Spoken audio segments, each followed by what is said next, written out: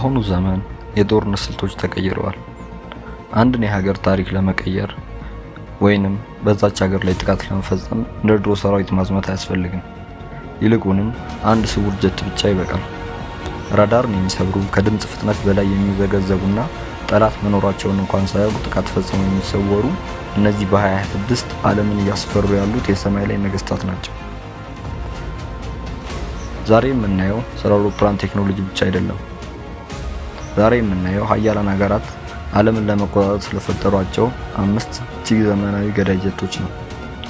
በተለይ ቁጥር 1 ላይ የምናየው የስድስተኛው ትውልድ ጄት የሰው ልጅ እስከዛሬ የሰራው እጅግ አስፈሪ መሳሪያ ሆኖ ተመዝግቧል። እነዚህ ጄቶች እንዴት ያጠቃሉ? ምስጢራዊ ቴክኖሎጂያቸውስ ምንድነው? አብራችሁን ቆዩ። ወደ ሰማይ ነገስታት ዓለም እንግባ።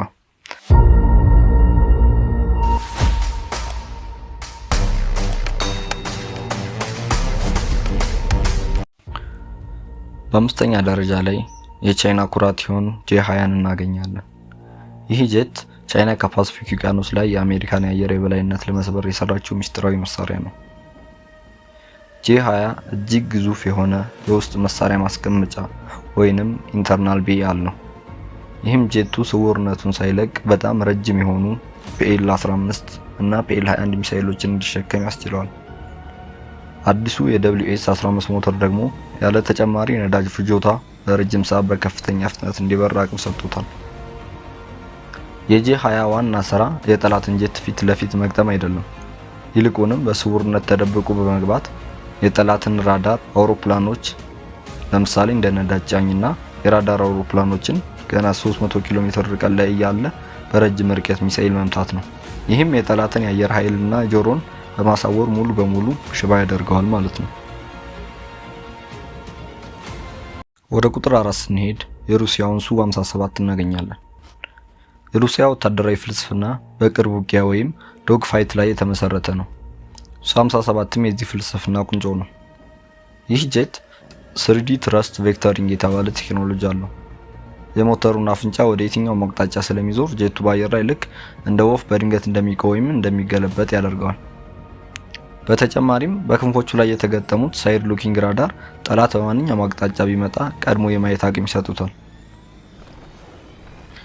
ሱ-57 ጠላትን ወደ ቅርብ ውጊያ ይጎትታል። ጠላት ሚሳኤል ቢተኩስ እንኳን አየር ላይ በሚያደርገው አስደናቂ ቆሞ የመገልበጥ ብቃት ወይም ኮብራ ማኔቨር ሚሳኤሉ አሳስቶ ካለፈ በኋላ በቅጽበት ተገልብጦ የጠላትን ጄት ከኋላ ሆኖ በቅርብ ርቀት በሚመታ ሚሳኤል ወይም በከባድ መድፍ ያወድመዋል። ይህም ከሩቅ ወደ ቅርብ የመሳብ አቅሙን ከፍ ያደርግለታል። ወደ ቁጥር 3 ስናልፍ ለ30 ዓመታት በሚስጥርነት ተጠብቆ የቆየው የአሜሪካ ንጉስ F-22 ራፕተር ይገኛል። F-22 በዓለም ላይ ካሉ ጄቶች ሁሉ የላቀ ስውርነት አለው። በራዳር ላይ ሲታይ ከትንሽ እብነበረድ አይበልጥም። ይህም ማለት ጠላት መኖሩን እንኳን ሳያውቅ F-22 አጠገቡ ሊደርስ ይችላል። እንዲሁም ሱፐር ክራይስ የተባለው ቴክኖሎጂ ያለ አፍተር በርኒንግ ከድምጽ ፍጥነት በ2 እጥፍ በላይ እንዲበር ያስችለዋል። የኤፍ-22 መፈክር መጀመሪያ ማየት፣ መጀመሪያ መተኮስ፣ መጀመሪያ መግደል ነው። ጥቃቱ ስናይፐር ይመስላል። ጠላት ገና በራዳሩ ምንም ሳይታየው ኤፍ-22 በስውርነት ተጠግቶ ገዳይ የሆነውን AIM-120 ሚሳኤል ይተኩሳል። ጠላት የተመታበት ማን እንደሆነ እንኳን ሳያውቅ ኤፍ-22 አካባቢውን ለቆ መጥፋት ይችላል።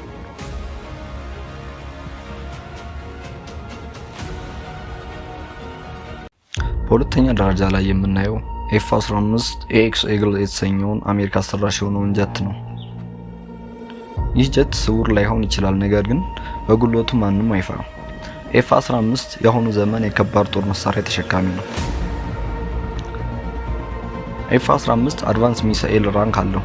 ይህም እስከ 22 የሚደርሱ የአየር ላይ ሚሳኤሎችን እንዲሸከም ያስችለዋል። በተጨማሪም ኢፓውስ የተባለ የጠላት ራዳር ሲስተም የሚያጨናንቅ ወይንም ኤሌክትሮኒክ ጃሚንግ እጅግ ዘመናዊ መሳሪያ ተገጥሞለታል። በሰዓት 3000 ኪሎ ሜትር በመጓዝ ከዓለማችን ፈጣን ጄቶች አንዱ ሆኖ ተመዝግቧል። ጥቃቱ በብዛት ወይም በናዳ ማስ አታክ ነው።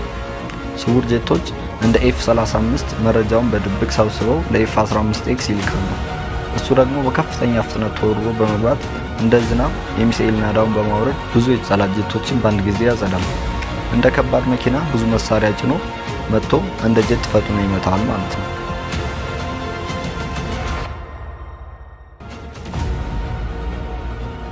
በመጨረሻም በቁጥር 1 ላይ የምናገኘው በ2026 ከፍተኛ ወሬ እየተወራለት ያለውን NG-AD ወይንም የስድስተኛው ትውልድ ጄት ነው። ይህ ጄት ብቻ ሳይሆን እንደ አንድ ሲስተም ነው የሚሰራው። ይህ ጄት ከድሮኖች ጋር በጋራ የመስራት ወይንም ኮላቦሬቲቭ ኮምፓክት ኤርክራፍት ብቃት አለው። ጄቱ ብቻውን አይበርም። ቢያንስ 2 ወይም 3 በኤአይ የሚታገዙ ድሮኖች አብረውት ይበራሉ። ጄቱ እንደ አዛዥ ሆኖ ያገለግላል። የራዳር ስውርነቱ ከኤፍ-22 በ5 እጥፍ እንዳይበልጥ ይነገራል። ጥቃቱ በኔትወርክ የታገዘ ነው። አዛዥ ጄቱ ራቅ ብሎ በመቆየት ድሮኖቹን ወደ ጠላት ይልካል። ድሮኖቹ የጠላትን መከላከያ ሰብረው ሲገቡ፣ አዛዥ ጄት ደግሞ የጠላትን ሲስተም በኤሌክትሮኒክስ ጦርነት ሽባ ያደርገዋል። አስፈላጊ ከሆነም ገና ያልተሰሙ የሌዘር መሳሪያዎችን በመጠቀም ሚሳኤሎችን አየር ላይ ያሉ ያጠፋል። ይህ ጄት በሰማይ ላይ ካለ ጠላት ምንም አይነት እድል አይኖረውም ወይም ምንም አይነት እድል ለጠላት አሳልፎ አይሰጥም ማለት ነው።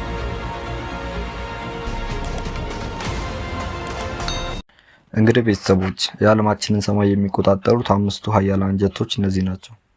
የሰው ልጅ ቴክኖሎጂ በየቀኑ እየተለወጠ ነው። እናንተስ ከነዚህ ጀቶች የትኛው የጥቃት ስልት ይበልጥ አስደነቃችሁ? ሀሳባችሁን ኮሜንት ላይ ጻፉልኝ። ቪዲዮውን ከወዳችሁት ላይክ እና ሰብስክራይብ ማድረግ እንዳትረሱ። በቀጣይ ቪዲዮ እስክንገናኝ ሰላም።